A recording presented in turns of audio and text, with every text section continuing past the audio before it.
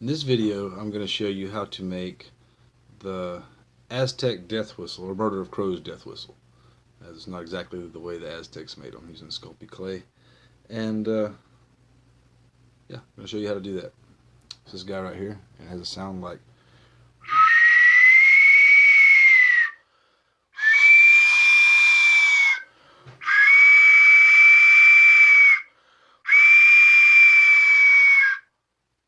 So it's supposed to sound like a human scream, and it kind of does. And each one you make is going to sound a little different. This one came out a little whistlier than I thought it would um, whenever I fired it. But there it is, and I'm going to show you how to make it. Hello, my fellow crows, and whoever finds themselves here. I'm going to show you how to make an Aztec death whistle, which is something that I would like to see all of us have one around our necks. It's just kind of a murder of crows, just thing that we have, trinket or whatnot. And I'm going to make one for as many people as I can, probably before Winter War. But, in the future, I'd like for other people to know how to make them as well, and for anybody to try, maybe that they can get the tech a little better than I have. Okay, so the first thing we're going to do, we use Super Sculpey Original is what I use, and mostly because it's $14.99 for this big 1 pound block, and I can get it about 2 miles from the house at Hobby Lobby. So there's 3 parts to this. There's going to be the sound chamber, which is a little spherical bit, and then a air chamber, I guess, or air pathway, air tube, and then the encasing part, which is usually the skull or whatever you choose for it to be. So first we're going to make, and I use a chopstick, and pretty much you can make the whole damn thing with Sculpey clay and a chopstick and an oven. Of course, you got to bake it. So I'll take a piece of this good old Sculpey Original, by a big round, roll it into a ball.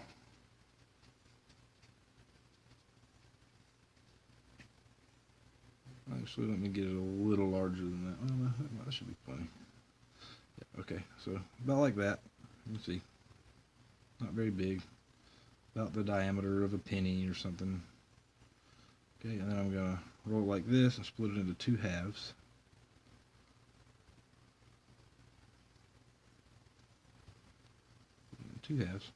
Now I have 2 balls, 2 wee balls. Take my wee balls, 1/2 of it. What I'm trying to make here is half of the sphere. And on this one, I'm trying to make a really small one because I want one that can be hung around the neck. That's very unobtrusive. I made some larger ones that are kind of neat. One that looks like a skull. It's super cool.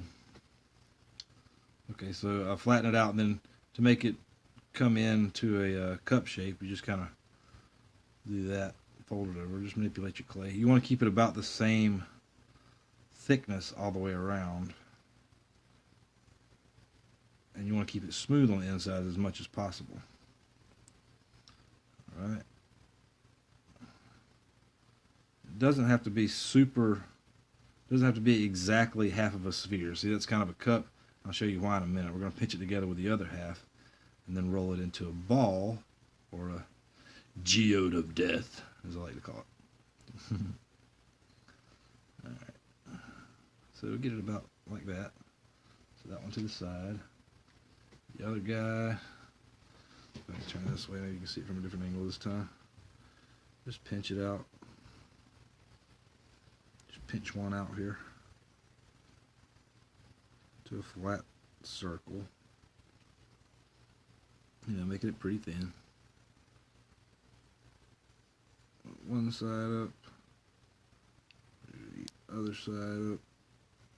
Like I said, that's just making the cup. And then once you make the cup up like that, you kind of flatten those back out. Using your thumbs to keep the cup shape. Like so. One more in here. Alright. Get these edges pretty close to flat all the way around. Alright, now we're going to take these two, put them together like this, Then we're going to kind of squeeze them together like an old-fashioned tart. So you just kind of pinch them around the sides like that. And you're just kind of trying to pinch it together to seal it off because you want it airtight in there. So just pinch it around, pinch it around, pinch it around, trying to leave as much air area on the inside as possible. So we've got it pinched all the way around now, like so. Make sure you come back and look at it.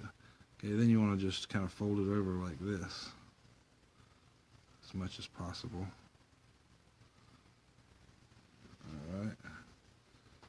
Once we get it like that, we're just going to very lightly, because it will pop like a little bubble if you're not careful, but very lightly start doing the ball roll. And I'm not putting a lot of pressure down here. Just the ball roll to get it nice and spherical, or pretty spherical. It doesn't have to be perfect.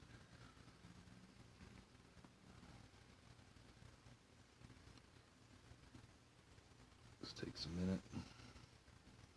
And if it does pop, as long as you're not pushing a lot of pressure, and you're putting a lot of pressure and it doesn't flatten, you can fix it. See, I've got a little spot there. It's not really popped, but it's scarred looking. Actually, I think it was a eyelash. Okay, so I'm going to take this and just kind of work it in a little like that. Get it sealed down good and tight. Make sure you're solid all the way around here.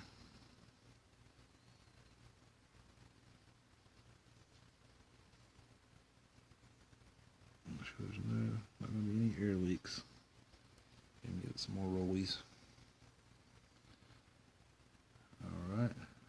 And now I'll take, I know that this is thick, this area here where we just made the seam, but this part and this part are relatively thin, and that's where we want to make our hole. So take our handy dandy chopstick here. Now you can experiment with the size of the hole on this and the size of the sound piece, or the mouthpiece that blows the air in. Alright, now you see, you can look in there. Hopefully when you look at the camera, you can look in there and see that the walls of it are a little thick on the inside. I don't want that. I want to thin that down a little bit. So you see it's completely flush. I just poked a hole in it. Now I'm going to try to show from the side what I'm going to do here. So I'm going to take this in, flatten out this area a little bit all the way around. And this is going to give it more of a whistling effect. The more flattening you do here, the more whistly it's going to be. But you want to balance between the air sound and the whistle sound to make it actually sound like a scream. Don't want your hole to get too big. Like I said, I have no really dimensions here that I can tell you about. It's kind of a trial and error type thing, but you can look at the size of this, the relative size of my hands, size of a chopstick. It's about the size of an end of a chopstick right now. So, alright, now I'm going to take one side, make it a little thinner, but not super thin. You don't want a straight, emergency whistle that goes really loud and high pitched. Just a little thinner in there. Maybe you can see that. Move it around. See how thick that is there. Alright. Now I'm going to take, just knock that down a little bit so it's a little more flat. Alright. Now I'm going to take, I'm going to set this aside, and we'll get back to it whenever we get the mouthpiece ready. We'll leave it at this point right now. Once we get the mouthpiece ready, then we can work it around and really find out what sounds good. Everyone is different and everyone sounds different. Each one that you make is going to be unique. Alright, so we'll set that guy aside. Take off another piece here for the mouthpiece. And we're trying to make a small one here. Like I said, you can make it any size you like. You can roll this in a ball to make sure it's all incorporated good and there's no seams or anything. Just give it some good squishes real hard. Alright, so now I've got a ball. I'm going to make it into a bit of a cylinder. Like so. Alright, let me set that aside and bring this white sheet of paper over here with my kids' math on it. Alright. This one I'm going to try to make it kind of short. One thing you want to know about this is the taper is very important. You want a larger input for the input spot for the air and a smaller output spot so that you get a large rush of air whenever it goes through. So straight through like so. See, it didn't come out exactly in the middle. That's okay because it's Sculpey. We can do this right here. All right. Now test it. It's a pretty good amount of air, but I'm gonna, as small as this hole is here. Now you want to think about how long you want the whistle to blow with one breath of air. So when you're blowing through,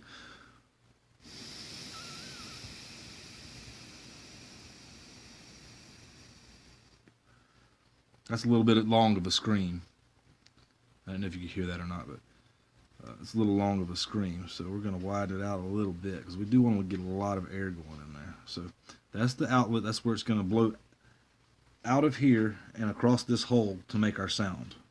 So your air's coming through here into this. It causes a bit of a vortex on the inside, and the air's brush is hitting the air that's in there at the same time.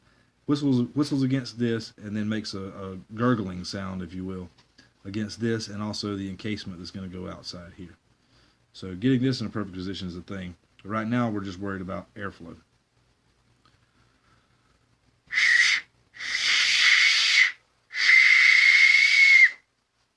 Okay, I think that's going to be pretty good right there, so we're going to go with that. We're going to go with that. Yeah, I like that. We're going to go with that. That was a good bit of airflow. So use the butt end of this to make it about that wide, and then the business end is about that wide. All right, so we're going to take these guys, and I'm going to go ahead and fire them. Well, I'll say fire them. Put them in the oven. This is Sculpey. I mean, you cook it in the oven for 15 minutes. Yeah, about 15 minutes at 275 degrees, and it's hard enough to use. And you're not supposed to cook it too long, but I haven't found too much of a problem with that other than it turns black. If you cook it, I left one overnight. It came out completely solid and whatever. I just forgot about it.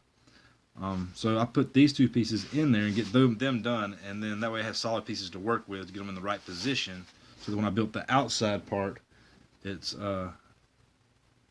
these don't get squished while I'm trying to manipulate things. Okay, so we're going to pop those in the oven for a few minutes, and then we will be back. Okay, so now we have these two pieces went in the oven for about 15 minutes, which makes them pretty hard. I mean, pretty solid. And I'll let them cool down for maybe also 10 or 15 minutes so that they can be handled. And this one's still a little warm, but perfectly fine. All right, so now we're going to set these in place how we're going to want them, which is going to be a lot of moving them around and getting them where we want. But to build the outside case to make that happen is our next step. So we take a ball of it about this big around, about like that, and make sure it's well incorporated like we do. All right, and then I'm going to roll it into a cylinder just a little bit so that we can start here. All right, and so then I'm going to pinch it up, make a little bit of a lump on top here before I start moving it outward. A little bit more material up top is what we want. Shaping it like this. Also making sort of a concave to the inside like that. It's not super important, it's going to happen anyways.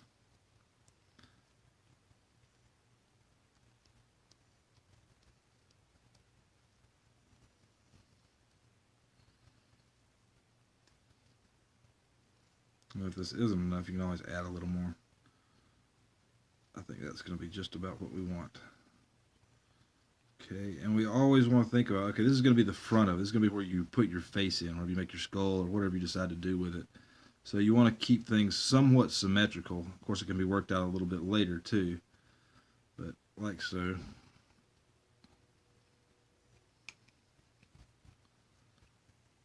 It's hollow on the inside, you see. This is going to be the top, so all this is going to come back this way to grab onto it.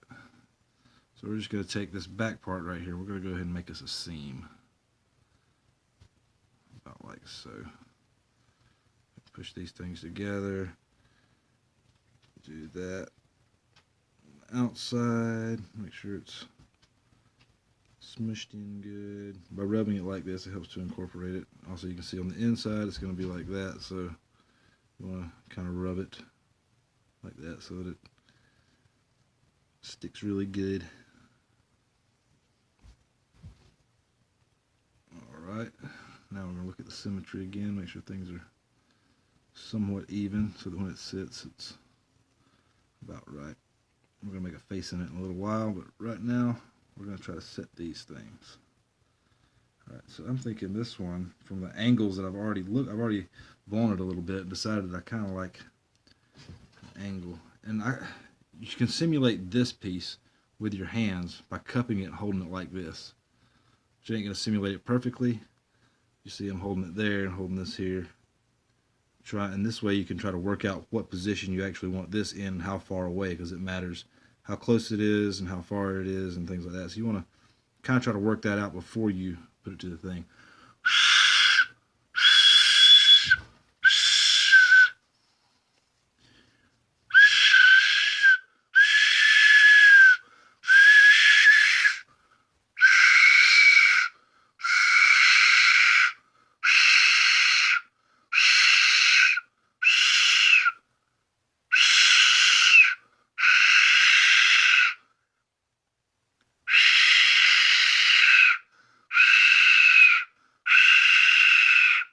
That sounds pretty close to what I want right there. So then I'll look at my hand and see how I'm holding it, see where it's blowing, and just get a guesstimation. Of course, I'm going to have to wiggle it around a lot once I get it on here.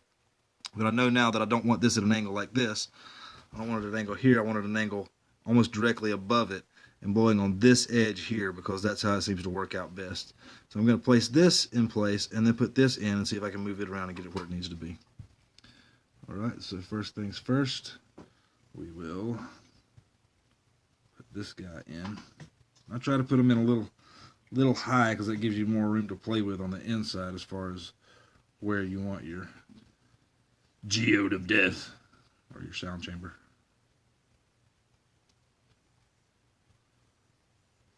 Alright, so I'm just working this in, try to make it somewhat stationary. And although this piece here already has been fired, this stuff sticks really good to it, and it will fire in there and hold a solid piece. I've done it before.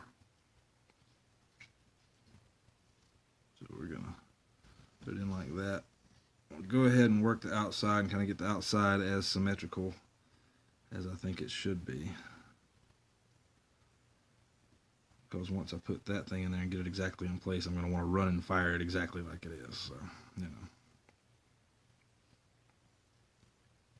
After I carve the face, that is. Alright, so it's going to be basically about like this.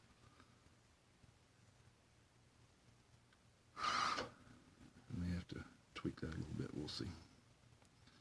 Alright, so I've got that in there. Then I want to take another little piece of Sculpey because I'm going to have to stick this in some manner or other into the inside of there. So we're going to want it, I think, at about a position like a distance of this, if I'm not mistaken.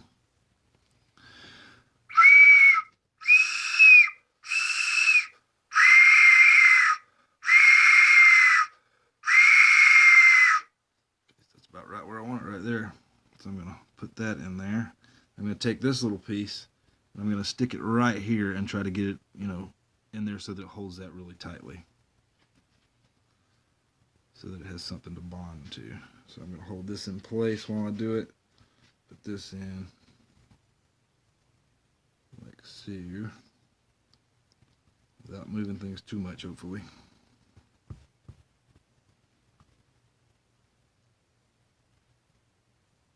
That was a pretty good sound.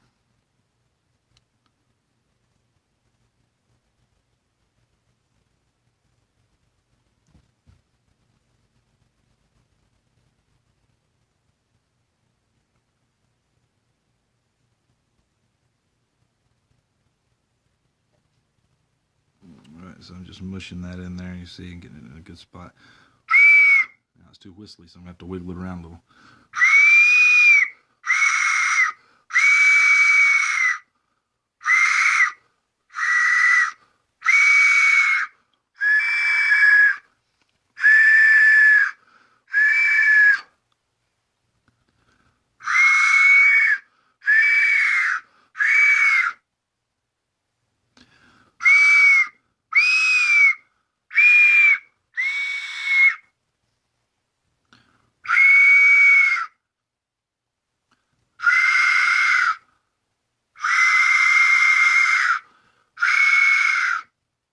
That's loud and irritating. Plus, me is driving my girlfriend crazy. I've been making these for a little while now.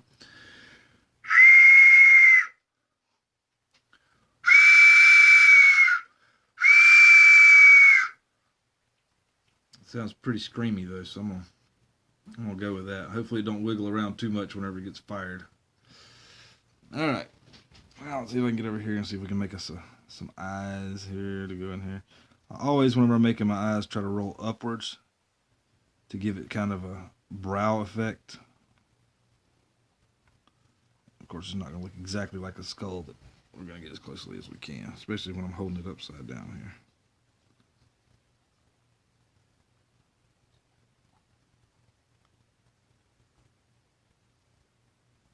In. Don't want eyelashes.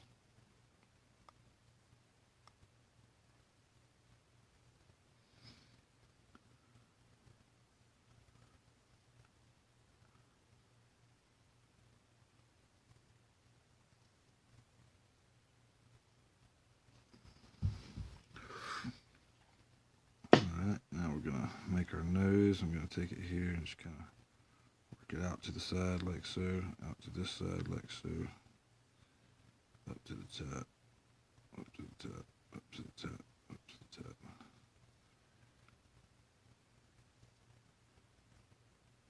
Yeah, maybe push this in a little, get at those edges of the nose. And draw me use a fingernail here, just kind of draw a space across like so. And use a thumbnail or whatever you got.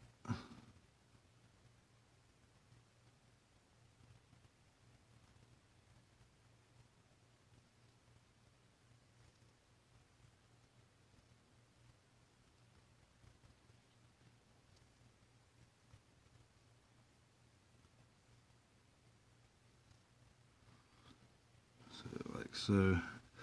And then I usually put something at the top. I'll see what I can poke it with. Actually, I can just use my fingernail, but I make like crisscrosses right up here at the top of the teeth to indicate that there's some sort of something going on there.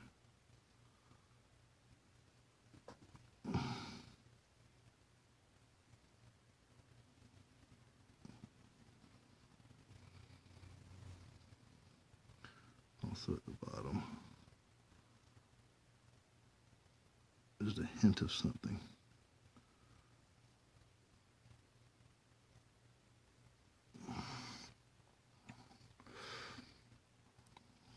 Alright, I'm going to try to give it a little bit of cheekbone here.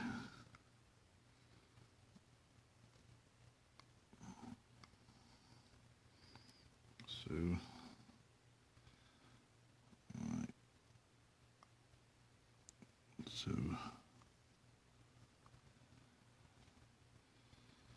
maybe bring this down a little bit. Hope I'm keeping all this in frame. It's really hard to do this and keep it in frame over here. Alright, so that's what we're going to go with as far as the skull look. Maybe bring that down a little bit more over here. Don't want it all the way down there so I can round it out with that.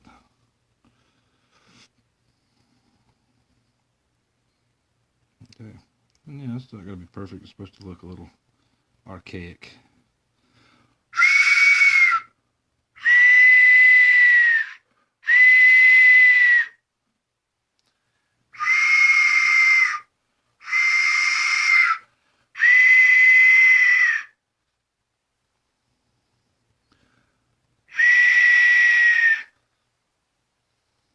Sounds pretty screaming. Alright, so now that that's all in there, you can see that's there like that. Got your skull a little bit of a skull. It's pretty symmetrical, I guess. As symmetrical as you want a thing like this to be. You don't want it to be perfect. Alright, so now we're going to make a little hangy bit for it. So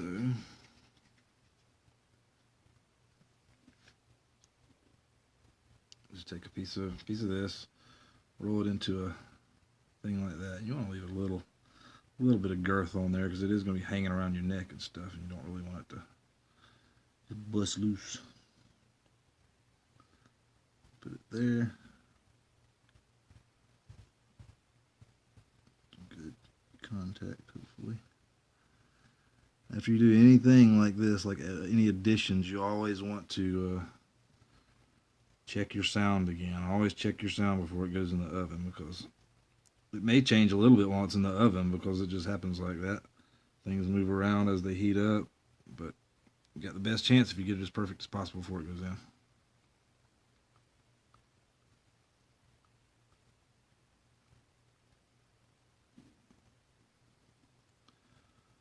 Alright, I think I'm pretty happy with this guy. Too whistly, see?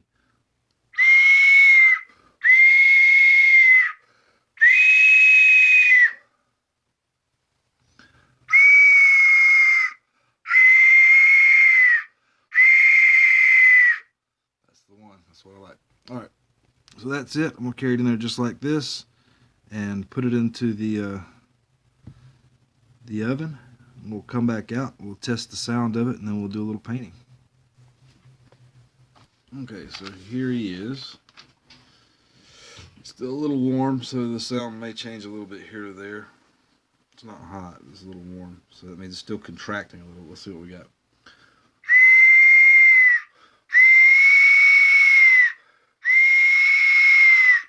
You can also cup your hands around and make different sounds.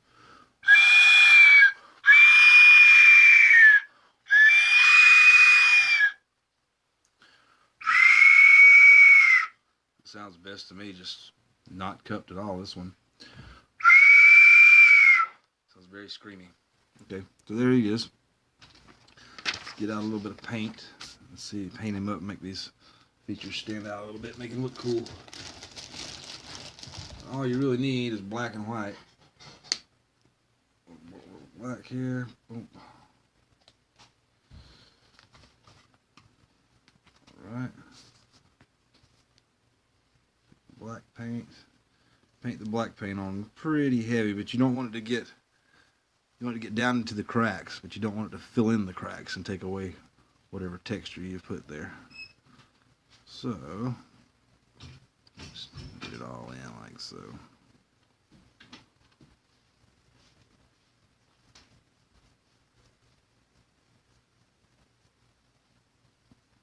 I'd really like to hear the sound of, a bunch of murder members blowing these before battle. I think that would be cool. Like the Aztecs did. Pretty unnerving sound, especially when there's a lot of them, I would assume.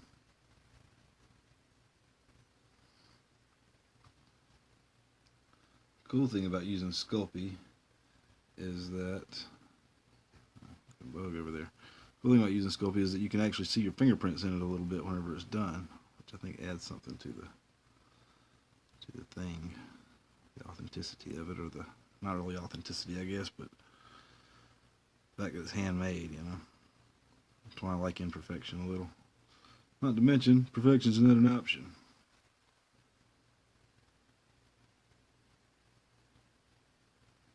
Sculpt on it turned out looking a little Punisher-esque, and I didn't really want that, but didn't really think about it until now. Doesn't matter. As long as it sounds good, that's really the only thing you can hope for, because like I said, every one that you do sounds different, and sometimes they come out of the oven and they just don't make the sound that you wanted them to make, or that they were making beforehand because of the heating and cooling of the substrate.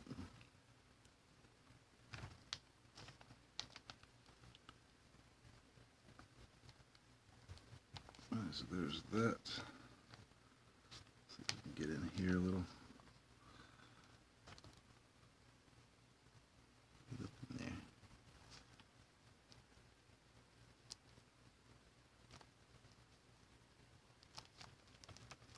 Really shouldn't be doing this on this quilt. This quilt means a lot to me. My grandmother made it before she died. It didn't really just dawn on me that that's what I was doing this on until just then, Big American flags and stuff, but I didn't really notice it.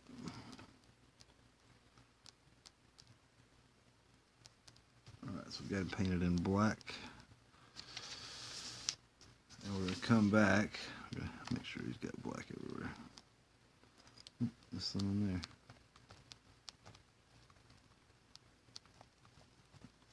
We'll come back after this dries for a little while. Put some white on his face, and then the last step will be put some black on the inside, and whatever bits we missed, that we can actually handle it. That's where he is right now.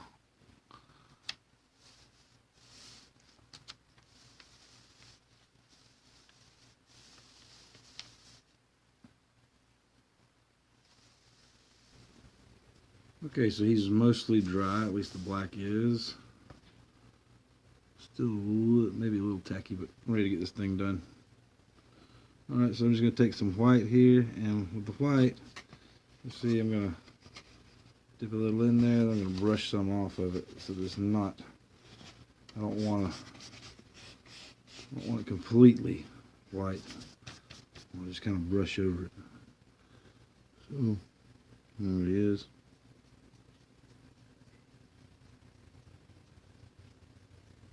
Trying to hit the high points and leave the low points because I want that black to stay there for contrast. Hit the cheekbones, the face, maybe a little up this way.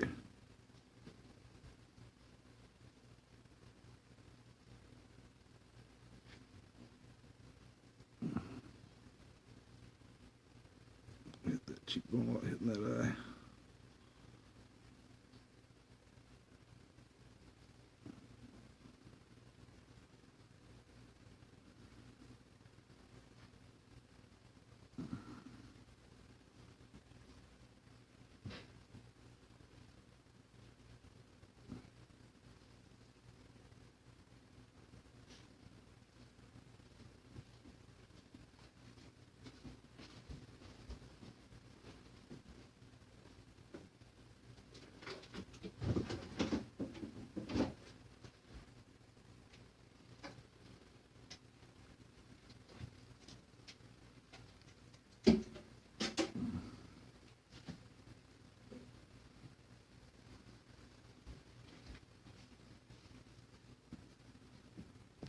There's our guy.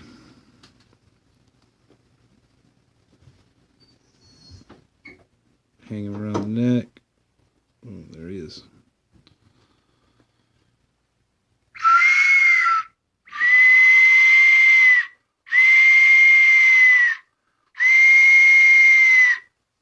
Sounds pretty screamy. Wish it had a little more scream tone to it. It's a little whistly, but it sounds pretty good. Right, I'm going to go ahead and take him, paint the inside there so it doesn't look flesh color. Take my old black I had, some of this white in it. It'll probably be grayish, but whatever.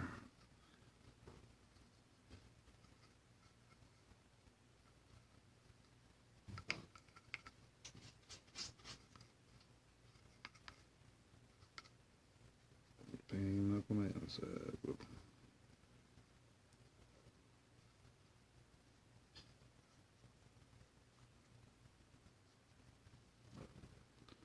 Right, there you have it.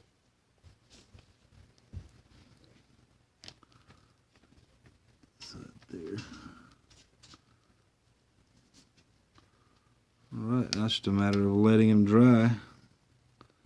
And he's ready. Mr. Death Whistle. Okay, so there he is, the Aztec Death Whistle.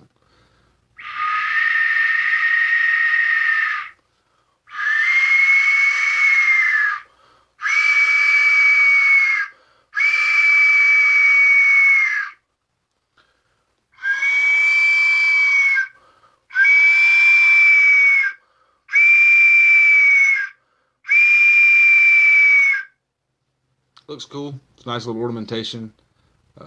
You know, if everybody has one, I think it'll sound really nice whenever a lot of us are doing it just before battle. I think that'll be really cool. So, yeah, Murder of Crows Death Whistle. That's it. Out of Sculpey clay and a chopstick.